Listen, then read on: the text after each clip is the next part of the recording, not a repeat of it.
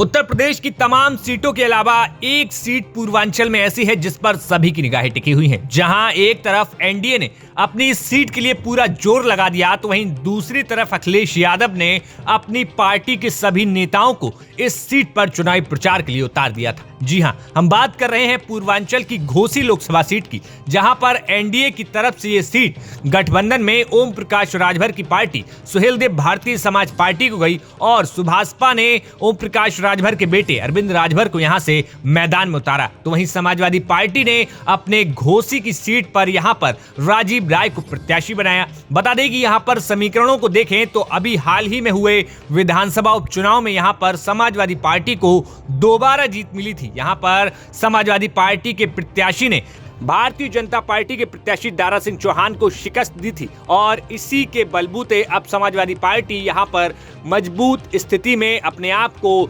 देख रही है। लेकिन अगर एग्जिट पोल की माने तो एक्सिस वाई इंडिया के सर्वे के मुताबिक यहां पर फिलहाल छड़ी यानी कि सुभाषपा के अरविंद राजभर मजबूत स्थिति में दिखाई दे रहे हैं। वहीं दूसरी तरफ टक्कर की बात करें तो यहां पर सबसे ज्यादा टक्कर जो है राजीव राय देते हुए दिखाई दे रहे हैं। ऐसा नहीं है, यहां पर तमाम समीकरणों को अगर बात की जाए, पूर्वांचल में घोसी लोकसभा जो है खासतौर पर गाजीपुर की सीट जो है लगी हुई मानी जाती है और यहां पर मुख्तार अंसारी के निधन के बाद यहां तमाम जो समीकरण बदले, चाहे वो समीकरण जातिगत तौर पर हो, भूमिहार, मुस्लिम, यादव, अति पिछड़ा, दलित, इन तमाम समीकरणों को देखते हुए यहां पर क्या कुछ फैसला आता है। बाकी अगर बात करें 2019 के लोकसभा चुनाव की, तो 2019 में भी घोसी की लोकसभा सीट विपक्ष ने जीत दर्ज की थी। घोसी और गाजीपुर वो दो सीटें थीं जहां पर विपक्ष पूर्वांचल में जीतने के लिए कामयाब हुआ था। 2019 के बाद अब 2024 की लड़ाई है।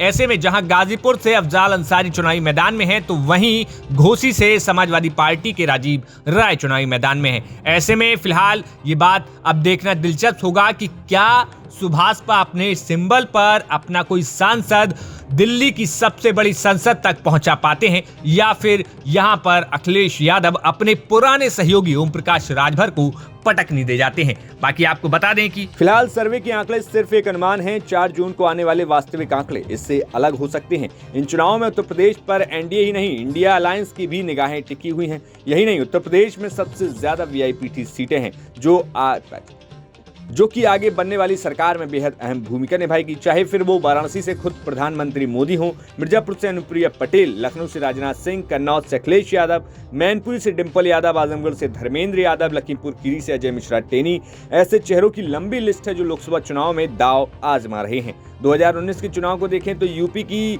80 में से 15 सीटें विपक्ष ने जीती थीं, जबकि 65 सीटों पर एनडीए ने जीत दर्ज की थी। इन 15 सीटों में अगर बात करें विपक्ष की, तो आजमगढ़ और रामपुर ऐसी सीट रहीं जो कि उपचुनाव में समाजवादी पार्टी हार गई। लेकिन एग्जिट पोल में फिर इन सीटों पर सपा की वापसी होती हुई अब दिखाई दे रही है।